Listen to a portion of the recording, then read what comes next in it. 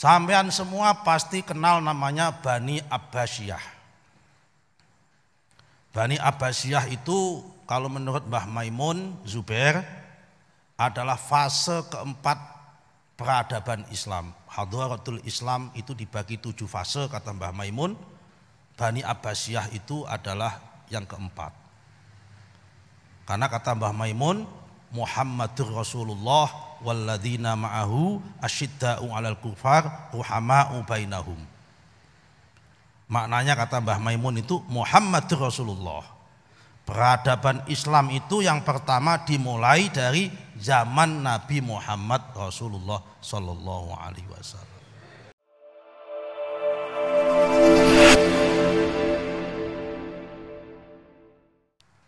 Ada 2 model kenikmatan di dunia ini yang kenikmatan itu bisa menjadi tipu daya kepada mayoritas umat manusia. Koyoke kenikmatan tapi adalah tipu daya. Kanjeng Nabi sudah mengingatkan dua model kenikmatan, seakan-akan itu kenikmatan tapi sesungguhnya tipu daya. Apa itu? Yang pertama adalah as-sihah, ayil quwah, sehat alias punya kekuatan. Hari ini Nahdlatul Ulama masih sehat, masih kuat, menjadi kekuatan single majority. Tapi ingat, kalau para aktivisnya lalai, kalau para pengurusnya tidak bergerak, kalau aktivisnya leha-leha, ini tidak menjadi kekuatan, tapi menjadi mahbunun, menjadi tipu daya. Wal farogu, selain sehat, kesempatan. Banyak orang jatuh karena mempunyai kesempatan berbuat baik tidak digunakan untuk berbuat baik.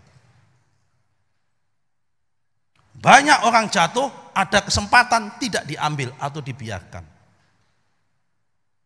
Ada seorang ulama besar, generasi tabi'in, ulama kategori sufi, yaitu Imam Al-Hasan Al-Basri, menerjemahkan hadis ini di dalam kitab Ibnu Khaldun, kitab Al-Muqaddimahnya, dikutip. Saya catat kutipannya. Amroni la yuhaddad lahuma waktun biwiktotin illa idastawalaya wa gholaba. Ada 2 perkara yang ketika 2 perkara ini sudah kadung menjangkit di dalam diri umat manusia, di dalam diri suatu organisasi, di dalam diri suatu bangsa, tidak akan bisa bangkit dan tidak akan bisa menang. Nanti saya kasih contoh banyak. Apa itu? Yang pertama adalah an-naumu indal infirad. Tidur saat menjadi mayoritas. Kalau ada orang sudah tidur merasa alah bala kowe sakeh ora usah apa-apa. Wong NU iki akeh. Sing Muhammadiyah paling cuma 1-2 kono kampung. Sing Wahabi cuma 1-2 aja kok. Ini akan menjadi malapetaka. Kenapa? An-naumu indal infirad. Tidur dan leha-leha saat kita menjadi single majority, menjadi mayoritas. Nanti saya kasih contoh banyak. Bagaimana bangsa yang hancur, yang an-naumu indal infirad. Kenapa? Karena yang kedua, pada saat yang kedua, kata Imam Hasan Al-Basri, wal inhitat inda qiyamil ummah. Dia justru mundur inda qiyamil ummah, ketika umat-umat yang lain sedang bangkit dan bergerak. Sampean pikir wong liya iki meneng tah, bangkit semua. Ini tidak hanya dalam konteks NU, dalam konteks ekonomi juga bisa dipakai. La yash'uru bihima illa idza ghalaba wastawalaya au kama qol. Ini ada dalam kitab Al-Muqaddimahnya Ibnu Khaldun. Jadi Ibnu Khaldun itu ahli sejarah, punya kitab namanya Al-Muqaddimah. Salah satunya ngutip pendapatnya Imam Hasan Al-Basri. Jadi ketika orang itu menjadi mayoritas, merasa dirinya kuat terus menerus, kemudian kita alah ngene tok wis menang ora apa-apa lah. Wong pidato ngene sing teko minake. Enggak usah inovasi, tidak masalah, enggak usah disiarin YouTube, enggak apa-apa. Pembicaraannya asal-asalan yo ora apa-apa, nyatane sing teko ya akeh. Madrasah diniyah kok alah ngene ora apa-apa, sementing ikhlas. Telat-telat sithik ora apa-apa. Sementing ijone sing ngaji alhamdulillah. An-naumu indal infiq, lama-lama mati. Saya kasih contoh tentang ini. Karena saya dulu selain kuliah di Fakultas Ekonomi, saya kuliah di jurusan sejarah, saya pasti akan ngutip beberapa sejarah. Contohnya, sampean semua pasti kenal namanya Bani Abbasiyah. Bani Abbasiyah itu kalau menurut Mbah Maimun Zubair adalah fase keempat peradaban Islam. Hadharatul Islam itu dibagi 7 fase kata Mbah Maimun. Bani Abbasiyah itu adalah yang keempat. Karena kata Mbah Maimun, Muhammadur Rasulullah walladzina ma'ahu asyidda'u 'alal kufar ruhama'u bainahum. Maknanya kata Mbah Maimun itu Muhammadur Rasulullah. Peradaban Islam itu yang pertama dimulai dari zaman Nabi Muhammad Rasulullah sallallahu alaihi wasallam. Itu kata Mbah Maimun maknanya kitab ayat ini. Tapi Mbah Maimun sebetulnya tidak ngutip pendapatnya sendiri. Mbah Maimun mengutip Sayyid Ar-Ramadan Al-Buti, gurunya Gus Nasih tadi. Karena Gus Nasih ini setelah sekolah di Madrasah Qudsiyah, mondok di Mbah Maimun, kuliah ke Syria. Di Syria beliau ngaji kepada mufti Syria, ulama terkenal namanya Sayyid Ramadan Al-Buti. Beliau wafat dibom. Ya, dibom oleh penyerang pemberontak Syria karena dia tidak mau berpihak, karena pemimpinnya adalah Syiah, yang memberontak adalah Wahabi, dia nggak mau berpihak sama pemerintah dan nggak mau berpihak kepada yang memberontak. Dibom akhirnya wafat Sayyid Ramadan Al-Buti. Ini sebenarnya Mbah Maimun ngutip Sayyid Ramadan Al-Buti. Nomor 2 itu walladzina ma'ahu. Zaman sahabat alias khulafaur rasyidin. Nomor 3 itu Bani Umayyah asyidda'u 'alal kufar. Nomor 4 ruhama'u bainahum Bani Abbasiyah. Bani Abbasiyah, Baghdad ibu kotanya, pada abad 11, 10, 11, 12 metropolitannya dunia. Belum ada Amerika, belum ada Jepang, belum ada Singapura, belum ada Eropa. Kiblat dunia itu adalah Baghdad. Adi kuasa dunia itu adalah Abbasiyah. Mayoritas dunia, perdagangan kuat, tentaranya kuat, ilmu pengetahuannya kuat. Sampai membuat Baitul Hikmah zaman Sultan Al-Ma'mun. Baitul Hikmah itu adalah kalau sekarang adalah pusat riset dan perpustakaan. Waktu itu sudah dibuat Baitul Hikmah. Kurang kuatnya zaman Banu Abbasiyah. 1258 jatuh dan rontok. Dijatuhkan pemberontakan kecil-kecil termasuk Bani Saljuk dan sebagainya. Kenapa jatuhnya? Karena an-naumu indal infirat. Generasi selanjutnya tidur-tiduran merasa dirinya sudah mayoritas. Baghdad. Kurang hebatnya Baghdad, jatuh. Itu terlalu jauh, kita kasih contoh Baghdad. Pasca Baghdad, umat Islam mundur. Muncul perang salib. Kalah menang, alhamdulillah muncul seorang tokoh namanya Salahuddin Al-Ayyubi. Berkat berjanji awalnya kalah dalam perang salib pertama. Berkat al-berjanji bangkit. Kenapa bangkit? Karena selawat Nabi pakai baca al-berjanji dijadikan alat konsolidasi, kemudian mampu berhasil menaklukkan Masjidil Aqsa. Setelah itu muncul Khalifah Utsmani atau Ottoman. Adik kuasa 7 abad. Tidak ada yang bisa mengalahkan Turki Utsmani. Selama 7 abad. Mulai dari Sulaiman Shah, mulai dari anaknya Sulaiman Shah Ertugrul, punya anak namanya Utsman, mendirikan dinasti Utsmaniyah atau Ottoman, punya anak namanya Organ, punya anak namanya Bayazid, sampai Mehmed Al-Fatih menaklukkan Konstantinopel 1458. Apa yang terjadi? 1924 jatuh. Bahkan kemudian Turki menjadi kekuatan negara sekuler oleh Kemal Mustafa Atatürk. Azan aja nggak boleh. Kenapa? Karena an-naumu indal infirad. Tidur ketika menjadi penguasa dan mayoritas. Ketika punya kekuatan mahbunun, sombong, dolim, korup, diberontak.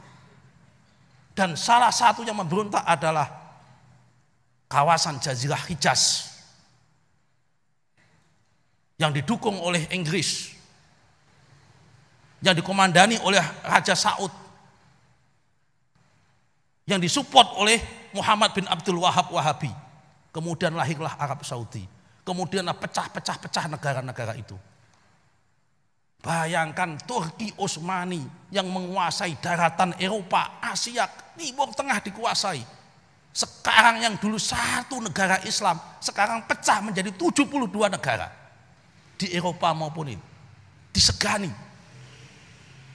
Disegani ya, bukan disegoni loh. Jatuh. Kenapa? An-naumu indal infirad wal inhitat inda qiyamatil ummah. Itu tadi dalam cerita dunia Islam yang ada di Timur Tengah dan Turki. Bagaimana kekuatan yang dulu dominan bisa jatuh. Saya kasih contoh yang kedua. Kawasan timur, Cina.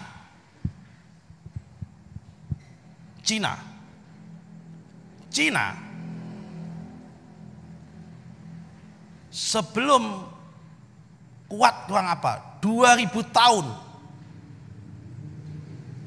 yang namanya Cina dikuasai kerajaan namanya dinasti Qing. Mayoritas semua dikuasai, diberontak, diturunkan. Tahun 1912, Revolusi Oktober, tanggal 10 Oktober tahun 1912. Lewat apa? Lewat gerakan anak muda yang dipimpin oleh Dr. Sun Yat-sen atau Sun Wen. Jatuh. Padahal karena an-naumu indal infirad. Setelah jatuh, Sun Yat-sen meninggal. Terjadi perang. Saudara lagi. Perang saudara antara dua muridnya Sun Yat-sen. Yang satu adalah Jenderal Chiang Kai-shek. Yang satu adalah Jenderal Mao Zedong. Yang satu Mao Zedong didukung oleh Rusia karena dia komunis. Yang satu Chiang Kai-shek didukung oleh Amerika karena dia pahamnya demokrasi. Perang pasca Sun Yat-sen wafat, rebutan. Pada awalnya yang menang Chiang Kai-shek. Tidak ada yang setuju Cina dulunya komunisme. Karena pada hakikatnya orang Cina itu agamanya hanya dua. Satu Confucian, satu lagi Islam. Di daerah Sichuan. Tapi karena an-naumu indal infirad, kesalahan sedikit aja. Apa itu? Membiarkan pemberontakan kaum komunis yang dilakukan oleh Mao Zedong di provinsi Wuhan, tempatnya COVID kemarin pertama kali. Itu daerah kecil, tempat lahirnya Mao Zedong, kotanya kecil, tidak lebih gede daripada Kabupaten Kudus, kecil kotanya. Saya pernah ke sana di Wuhan itu. Tapi karena dia qiyamatu qiyan berdiri terus, sementara yang Chiang Kai-shek an-naumu indal infirad, dia maju. Akhirnya kawasan daratan Cina tahun 1949 lenyap dikuasai oleh komunis semua, dan akhirnya Chiang Kai-shek lari ke Taiwan, tinggal di Taiwan sampai sekarang. Kemudian Republic of China berubah menjadi Republic People of China atau menjadi RRC atau Republik Rakyat Cina.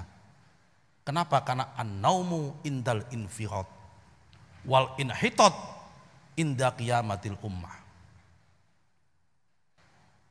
NU akan menjadi dinosaurus.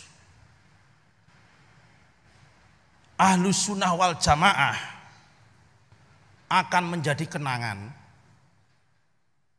kalau kita tidak bertransformasi menghadapi tantangan-tantangan baru ini.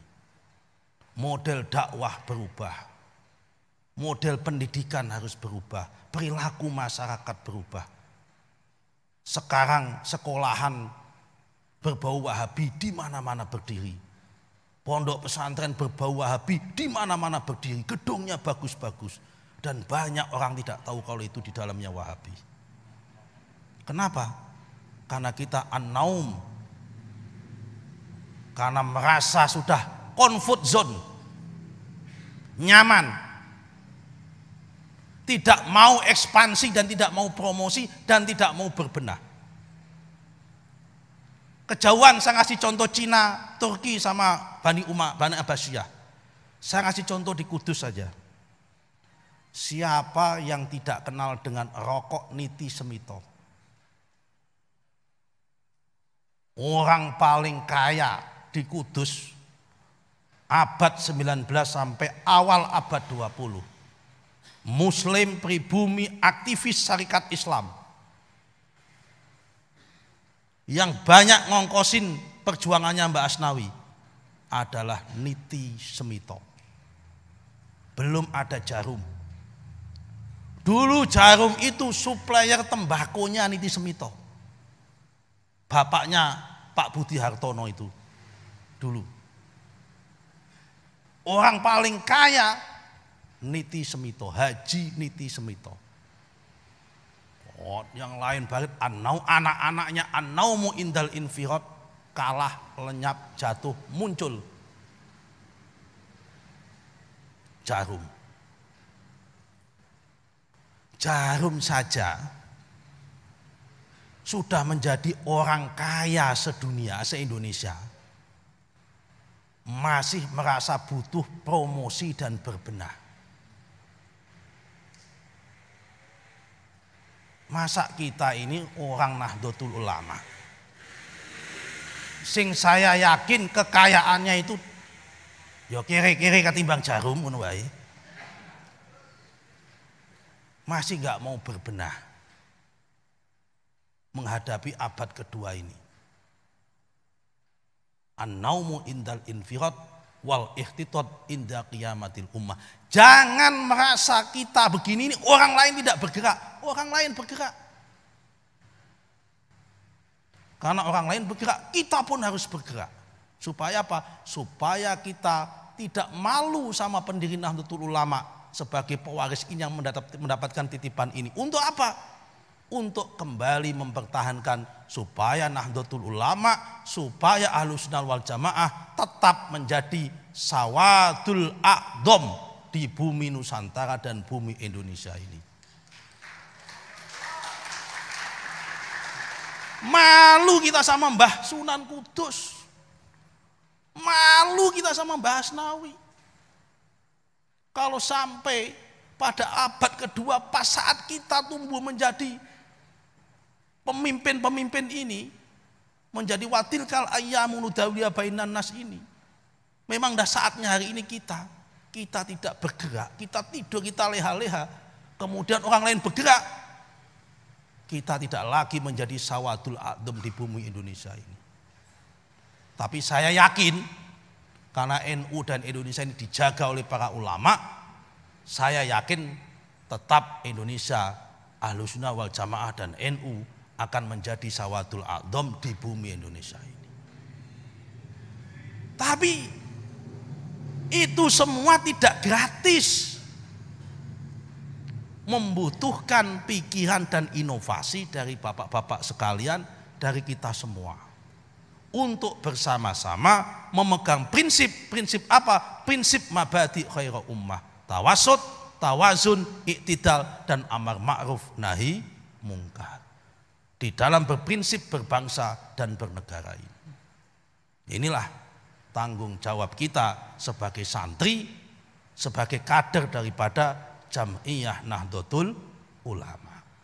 Kalau nggak malu kita pas 100 tahun mendatang ini. Ada sebuah kitab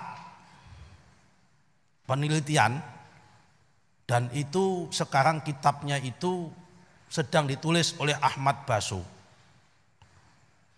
Dia dapatkan sumber, nanti akan muncul, yang menceritakan bahwa bukti otentisitas bahwa ketika Mbah Khalil bin Abdul Latif Bangkalan bermimpi menemui Mbah Hasyim Asy'ari itu dan bermimpi sebelumnya beliau sudah mendapatkan surat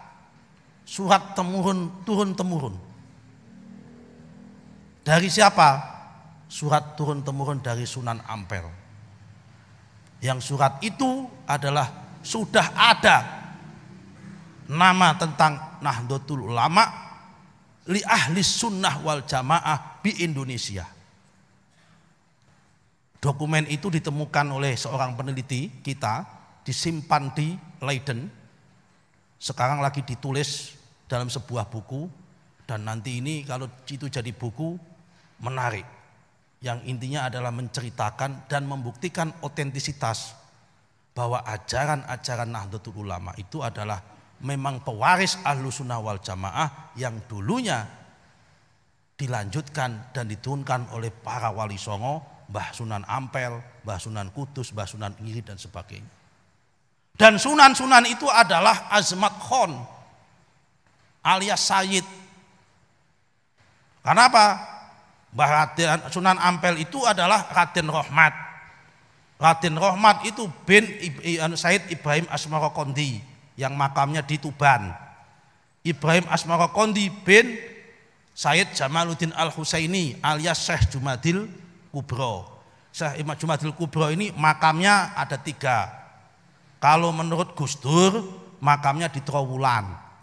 Kalau menurut Habib Lutfi makamnya di Waju, Sulawesi. Kalau menurut saya punya guru lagi, Habib Ahmad Poltangan Pasar Minggu, makamnya yang di Semarang itu, yang dekat Terboyo sampai lewatin itu.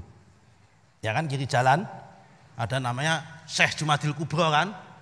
Nah, Syekh Jumadil Kubro ini bin Sayyid Jalaluddin Al-Husaini, makamnya di Campa alias Jalaluddin Al-Akbar. Sayyid Jalaluddin Al-Akbar ini bin Abdullah Azmat Khan yang pertama kali. Nah, Abdullah Azmat Khan ini bin Sayyid Abdul Malik Al-Muhajir. Sayyid Abdul Malik Al-Muhajir ini siapa? Awwaluman hajaro min Hadramaut ila Haidar Abad atau ila Nasir Abad ai ila Gujarat atau Karela sekarang. Jadi inilah kenapa kalau Islam kita itu masuk dari Gujarat, karena para wali songo ini adalah keturunan dari Gujarat tapi sesungguhnya dari Yaman. Nah, Imam Abdul Malik itu siapa? Bin Amul Faqih Al-Muqaddam. Amul Faqih Al-Muqaddam ini bin siapa? Bin Said Khaliq Qasam. Said Qasam bin siapa? Bin Sohib Mirbat. Bin Muhammad bin Alwi bin Muhammad bin Alwi bin Ubaidillah. Bin Ahmad Isa bin Isa Al-Muhammad Al-Muhajir. Bin Isa bin Naqib. Bin Ali Al-Uraidi. Bin Muhammad Al-Jafar. Bin Ja'far As-Shadiq. Gurunya Imam Hanafi. Bin Muhammad Al-Baqir. Bin Ali Zainal Abidin. Bin Husain. Husain bin Ali. Ali menikah sama Sayyidina Fatimah Zahra Al-Batul binti Muhammad Rasulullah sallallahu alaihi wasallam. Jadi nak sampeyan iki melu NU, melu kiai, ajarane kok ngene Sunan Kudus, kok ngene Sunan Ampel, iki Sayyid. Yo melu ajarane Habaib wong iki Azmat Khan. Karena itu Kang, jangan mau dibentur-benturkan seakan-akan NU iki wong Jawa. Sing Sa'adah Ba'alwi itu adalah Thariqah Alawiyah, bukan NU. Ojo mau Kang dibenturin seperti itu. NU ini juga ajarannya dari Sa'adah Ba'alwi juga, dari Habaib juga. Dari mana? Dari Sunan Ampel tadi itu. Sanad-sanadnya juga sama, dari Azmat Khan. Jangan kemudian dibentukan kalau NU ini adalah ahwal, yang ini Habaib. Jangan mau seperti itu. Jangan punya persepsi seperti itu. NU yo ajarannya Habaib, Habaib yo ajarannya Nahdlatul Ulama.